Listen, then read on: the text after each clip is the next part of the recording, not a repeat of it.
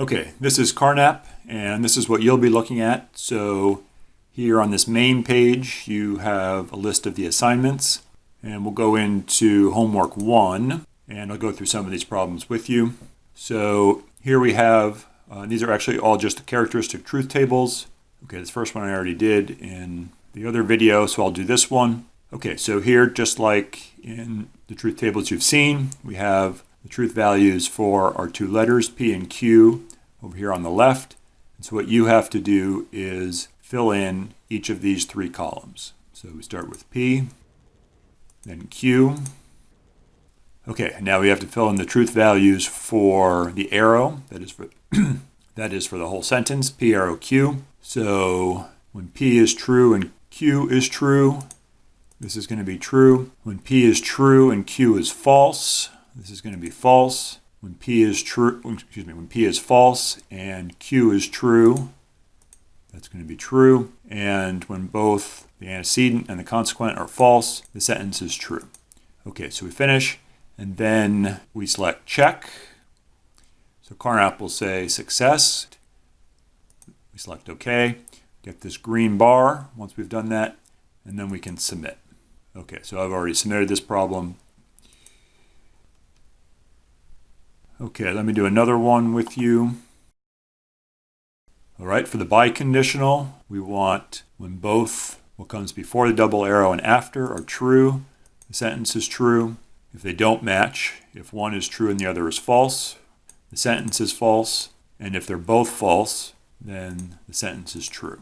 Okay, actually, let me put that in incorrectly. So now if I try to check it, this bottom one here is wrong. Carnap will say something's not quite right. Okay, we have to find our error, which of course is right there. Check it, success. Click OK, we get the green bar, and we submit, although I've already submitted it. Okay, so then if you go back to your main page, you'll get a list of the problems you've completed, the ones you submitted. So here we have, well, whichever ones I did. I guess I did. So I've done all the problems in that homework. So there'll be a list here. And this is not a list of the assignments. This is a list of the individual problems. So this list will get pretty long by the end of the semester. Okay, next I'm going to go in here to this first set of practice problems. These are optional, but I recommend that you do them, at least some of them. And I'll do a couple of them right now. Okay, so this one, it's not the case that S and T. Okay, so I've copied just these truth values from the left over to the right underneath the letters. Next, I have to do the column underneath the ampersand. I can't do the column underneath the not yet because I need this not ranges over this whole sentence, S and T. So in order to figure out what goes here, we have to have this column done first. All right, so and if S is true and T is true, the whole sentence is true. Otherwise, any of these other scenarios, true and false, that's going to be false, false and true, that's going to be false. And if both S and T are false, then S and T, the whole sentence is false. Okay, now we can do underneath the not. So we're looking at this middle column that we just did. So when that's true, not S and T is going to be false. When this is false, it's going to be true, true, and true. Okay, we check it. Success. Okay. All right, I've submitted that one also. Let's see, what's the other one I want to do with you? 3. Okay, so here we have S and not T. Okay, we have 2 more columns to do. We have to do the not first. So this not applies to the T, so we can do it because we have this column here. The ampersand applies to S and not T, so we can't do the ampersand until we have the column underneath the not completed.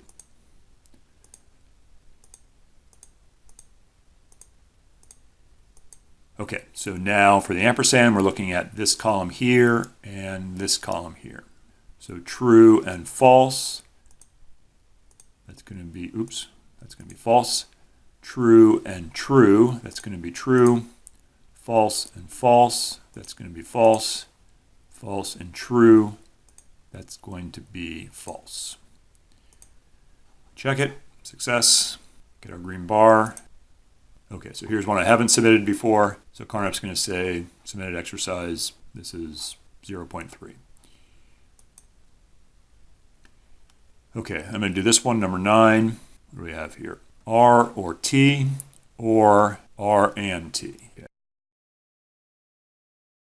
Okay, next, now we have 3 columns underneath our connectives. We can't do this middle one, wedge that's here. This is the main connective, and this or is connecting this whole thing, R or T, and this thing, R and T. So in order to do this or here, we have to have both of these 2 completed. Okay, so here on the left, you can do either one of these first. I'll start over here. T, or this is true and this is true, so the sentence is true. R is true, T is false. Sentence is true. R is false, T is true. That's going to be true. R is false and T is false. That's the only situation when, for the disjunction, the sentence is false. All right, over here on the right, R is true, T is true. That's going to be true. True and false. That's going to be false. False and true. That's going to be false. And then both of them are false. That's going to be false. All right, so now for this, the main connective, for this wedge in the middle, we're looking at this column here and this column here. So true and true. For the disjunction, that's going to be true. True and false. For the disjunction, that's going to be true. True and false. That's going to be true. False and false. For the disjunction, that's going to be false. All right, we check it. Success. We get our green bar. And we can submit it. Okay, select OK. So this is 0.9. Okay, so if we come back here, probably have to refresh the page, but then, let's see, okay, under truth tables, it shows us that we just did practice problem 0.3 and practice problem 0.9. They weren't worth any points, so it doesn't really matter that we actually submitted them, but they're here on our list of completed problems. Okay.